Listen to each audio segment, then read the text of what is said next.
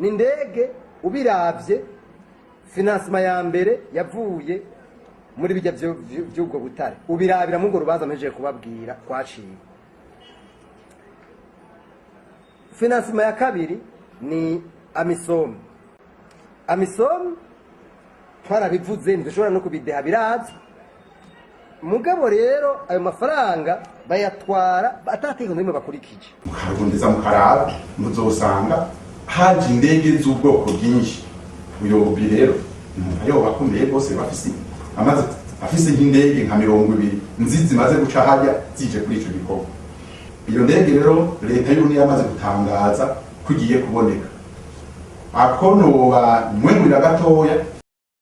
Nasubiye kubaramutsa no kubahakaze mwese mukurikira amakuru n'ibiganiro vya misi yose dushikiriza kuri no monesha kuri yacu kandi yanyu ya ICTV.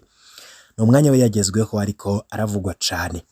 Ca kibazo ca ya ndege irerura umukuru w'igihugu casubiriye kugaruka ivyayo biguma bitangaje cane.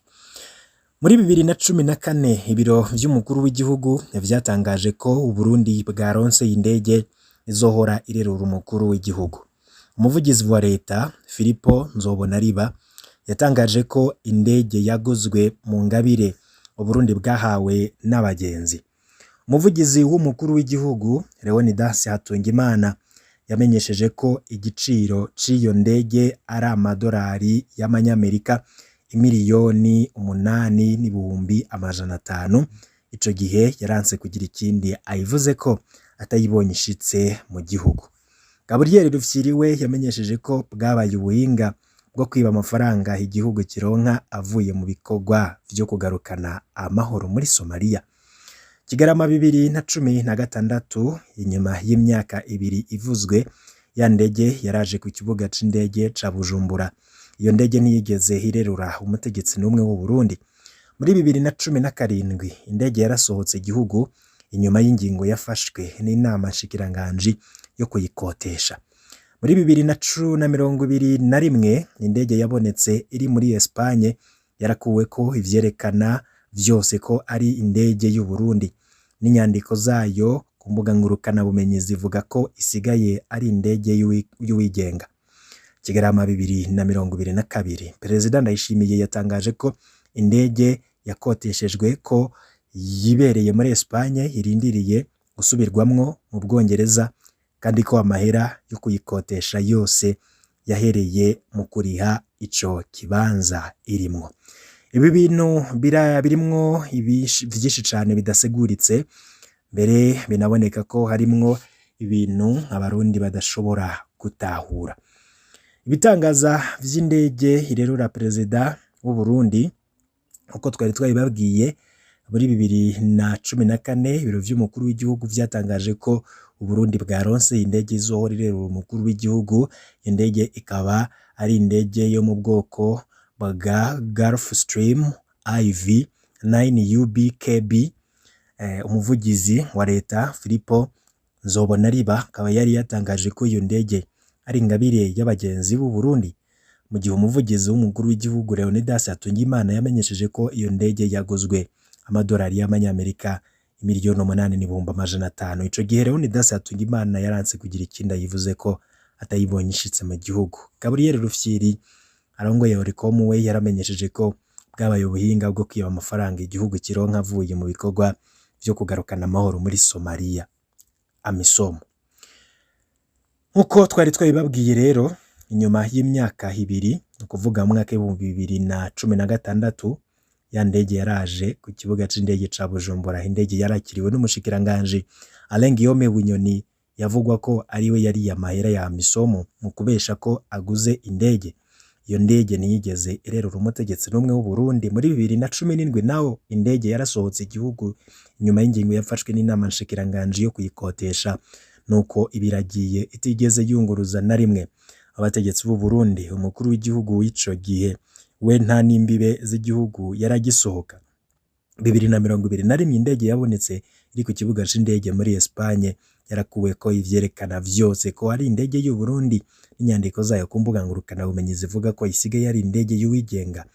Inekerezo rya 30 Kigarama 2022 Perezida Evariste Ndayishimiye yaratangaje ko indege yakoteshejwe ko yibereye muri Espagne irindiriye gusubirwamwo mu Bwongereza kandi ko amahera yo kuyikotesha yose yahereye mu kuriha ico kibanza irimwo.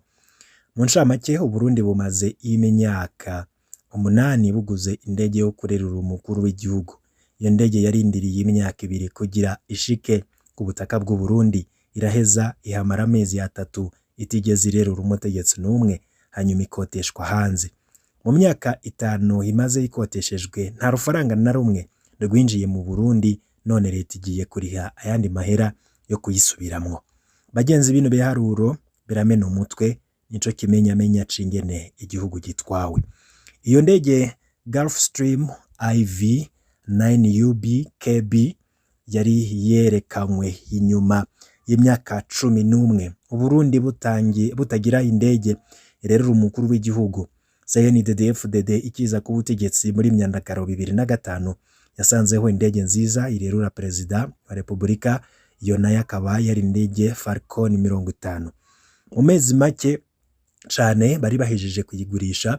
Raporo zo mu nyuma eka mbere ni nahe y'icegera ca kabiri c'umukuru w'igihugu w'ico gihe Alice Nzomukunda vyerekanye ko iryo gurishwa bwari ubusuma gusa. Raporo y'inama nshingamateka yerekana ubwo busuma yageze mu butungane ica irubikwa ubutacugurugwa. Abahirahiye bakayivuga ko barapfunzwe, umudereva wayo nawe yaragandaguwe. Imyaka ibaye 17 perezida w'u Burundi yipakiza canke agasaba rifuti mu kwiyunguruza, kandi igihugu cari caramuteguriye indege. Ibi bintu biratangaje cane, mbere bamwe bakanavuga ko arakamaramaza kubona abategetsi bashobora kuvuga ibintu nk'ivyo mu gihe abariye iyo ndege boba bazwi. Ariko nanone kuba tarabashije kumenya ibindi vyinshi kubirabana n'iyo ndege, ngira ndakubwire ko havutse imari zijanye n'iya mafaranga yo kugura indege irerura umukuru w'igihugu Gulfstream IV 9UB KB zasubiye kwaduka, zarodutse muri 2014. Leonidas Hatungimana yavugira umukuru w'igihugu we yemeje ko indege yaguzwe miliyoni 8.5 z'amadolari. Abandi bati ibindi ati muzobimbaze ishitse. Inyishu yiwe yasa niyumvikanisha ko yari icura ko hari amanyanga arimwo.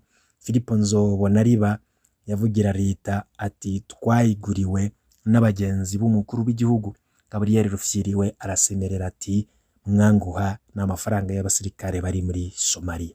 Iyo ndege yamaze imyaka 2 taraboneka, kandi amahera yarasohotse wa 15 Kigarama 2016. Nge indege Gulfstream IV 9UB KB niho yarara ku kibuga c'indege ca Bujumbura. Umushikiranganje Alain Guillaume Bunyoni aba ari nawe yayakira kugira yerekane ko yambitswe ibara n'abamwagirije kwiba amahera yarayigenewe. Ariko ico kinyoma camaze akanya gato, kuko muri 2017 inama nshikiranganje yasohoye itangazo ko ikeneye gukotesha iyo ndege kugira bagabanya amahera yo kuyibungabunga, nuko iba irasohotse. Kuva ubwo nirigera isubira kuboneka amafoto yo muri 2021 na 2022 yerekana ko yahinduwe amarangi, irakorwa ko ivyapa vy'u Burundi, kandi nicanditswe kuri leta y'u Burundi. Perezida Nkurunziza yarinze ashengera itamureruye na rimwe. Perezida Ndayishimiye amaze imyaka hafi 2 yipakiza mu ngendo agira. None indege Gulfstream IV 9UB KB ijejwe kurerura umukuru w'igihugu iri hehe? Yaragurishijwe ryari? Isoko ryo kuyigurisha ryarasohotse ryari? Hari ivyemezo rero vyashizwe ahabona, kandi bikwiye ko General Bunyoni ari we yoba yarasohoye amafaranga kuri konti ya Amisom kugira iyo ndege igugwe. Ico kibazo cobazwa General Bunyoni yari umuyobozi mwishikira mu biro vy'umukuru w'igihugu, umushikiranganje wo kwivuna abansi w'ico gihe, umushikiranganje w'ikigega ca leta w'ico gihe, warajejwe ubutunzi n'intwaro mu biro vy'umukuru w'igihugu w'ico gihe. Nibo bazi ayo mahera uko yasohotse. Muri 2005 na 2015 gushika 2016 indege ya mbere y'umukuru w'igihugu Falcon 50 yarariwe. Muri 2014 naho dushobora kuba twarahenzwe ko haguzwe indege atari vyo, nimba yaraguzwe nayo yarariwe nk'iya mbere. Muri ico kiganiro umuvugizi w'umukuru w'igihugu yahaye abamenyeshamakuru mu ntumbero yo gutanga umuco ku vyashikirijwe n'urongoye ishirahamwe Oricom. Leonidas Hatungimana yagarutse ku bijanye n'indege izorerura umukuru w'igihugu. Umukuru wa Oricom avuga ko iyo bazanywe n'uwitwa Obi wo mu gihugu ca Maroc ku mafaranga yoba yakuwe ku mishahara y'abasirikare b'inteko za AMISOM. Abasirikare b'inteko za AMISOM ntibari kubiri kuri iyo ngingo, banegura ariko ingene ababitunganya babanza gucikisha ko ayabo. Umuvugizi w'umukuru w'igihugu akagira ati indege zica ku kibuga c'indege ca Bujumbura ni nyinshi cane, ariko ibijanye niyo igiye kuza nta byinshi yashimye kuyivugako, ngo azogira ico amenyesheje niyashika ku nshuro ya mbere hano mu gihugu c'u Burundi. ngira ngo abandi murashobora kugenda nkajya ku kibuga c'indege muri aviation civile mugaperereza mukarondeza mukaraba muzosanga haje indege z'ubwoko bwinshi. Uyobobi rero ayo bakomeye bose afise nk'indege nka 20 nzizi zimaze guca hajya zije kuri ico gikorwa. Iyo ndege rero leta y'Uburundi yamaze gutangaza ko igiye kuboneka. Akonoba mwemurira gatoya nuko iyo ndege ifise igiciro c'imiliyoni 8 n'ibihumbi n'amajana 5 by'amafaranga y'abanyamerika, amadolari y'abanyamerika. Ibindi rero novuga ati ibindi bibazo yaba rufyiri wa Oricom yaba umumenyeshamakuru wawe wese yoba afise ko bijanye nido ry'ingene ingana, ry'iyo yaguriwe, ry'ingene isa, ry'ingene ibirometero igurukako uduga hejuru uja mu kirere ugira gute. Ivyo rero twagira tubasaba mubanze mutenyenye tuzovuge ico tubona, muzobarize kuco mubona. Ikindi kibazo umuvugizi w'umukuru w'igihugu yatanze ku muco ni kijanye n'imiduga 5 ntamenwa iherutse kugugwa. Iyo nayo ngo yaguze kumvo zo gukingira umutekano w'abategetsi bavuye mu bindi bihugu batwitaba iyo hari imisi mikuru hano mu Burundi. Iyo miduga ikaba yaguzwe biciye mu isoko yo mwibanga nk'uko ngo amategeko abirekura. Igihe twariko turitegurira guhimbaza imyaka 50 Burundi maze bikukiye, haraje icyiyumviro nkenerwa. Uraza abakuru b'ibihugu twatumira, abashikiranganje ba mbere, abami, Uburundi bwariyumvira ati mbega abantu bogira ico babera iwacu vyogenda gute. Niko rero kugira ati kumbure niburi hajya ku kibuga c'indege babaza nino niburi ivyo bintu bikorwa, kandi noneho mwene izo modoka ziba ari ntamenwa ziraheza zigasubira zigafasha no mu bandi bashitsi baba ariko baraza no mu nzego z'igihugu. Izi rero ayo majipe yaraguzwe biciye muri mwe by'isoko byo mwibanga. Ivyo n'ukuri mubimenye. Nayo kubijanye n'amahera kugura iyo miduga mwomenye ko yatanzwe n'ubushikiranganje bwo kwivuna abansi mu gisata kijejwe kugura ibikoresho vya gisirikare. Naho Leonidas Hatungimana atashimye kuvuga vyinshi kuri iyo ndege ivugwa, mugenzi we avugira leta Philippe Nzobonaribawe yaragerageje gutanga umuco kuri iyo ndege, naho atashimye nawe nyene kuvuga batanze uburyo abaribo. Ati iyo ndege iri mu bwoko bwa Gulfstream G4 yaguriwe muri leta zunze ubumwe za Amerika. Ati nifashanyo yatanzwe nabo yise abagenzi b'u Burundi, kandi na rufaranga na rumwe leta y'u Burundi izosubiza. Umuntu yova ko ari imfashanyo kuko ni ndege ntoyi muri zijya izohererwa mukuru w'igihugu, hanyuma ikaba ari indege yabonetse ku buryo bwatererewe n'abari basanzwe bacuditse no Burundi mu nshuti bagenzi. Murazi ko mukuru w'igihugu ahora afata indege yafashe urugendo, hari mu bagenzi biwe mu bihugu ducuditse bamuterera bati turaguhaye indege igendeko kugira ngo ntusibe urubanza rukomeye. Rero yo maze kumvikana none bikirobotse bwo ntimo duterera tukayigura kwa mu muntu azarabikora komisiyo yagiye mu nze nko mu nama tubire ko hanze ari mu bihugu bya Afrika canke iburaya ngo indege yarayitererewe na naka, ngo none ko yagiye gute kabata amafaranga yatanze gukotesha ati ninde yamutijije. Nivyo muntu nabacuti nyene basanzwe bakunda Burundi. Indege yaguriwe muri Amerika zoba zishika nk'umunani z'amadolari, niyo yamara gushika n'induze byose byamaze ko turayirindiriye gushika ngaha niho umuntu azocamenya neza ati mu by'ukuri yashitse ngaha mugabo ni muri ayo ni hafi miliyoni 8. Ivyo bivuze uko mu gihe bamwe mu begereye umukuru w'igihugu bari bamenyesheje ko abo bitwa abagenzi b'u Burundi batanze ibice 80 kwijana, leta y'u Burundi nayo igatanga 20 kwijana vy'amafaranga yose yaguze iyo ndege.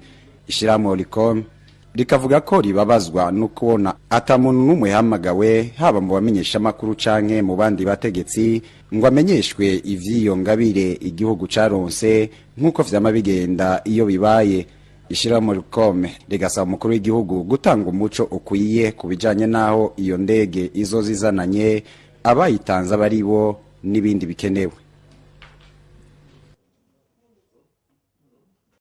Ijya ndege ni ndege ubiravye financement ya mbere yavuye muri bijya by'ubwo butare, ubirabira mu ngo rubanza meje kubabwira kwaciye.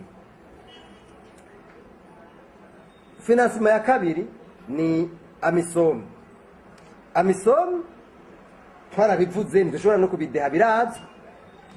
Mugabo rero ayo mafaranga bayatwara atategeko n'imwe bakurikije, kuko ingene bari kubigenza ikintu ca leta kugira ngo ikigo cyangwa kigurishwe birafise inzira bicamo.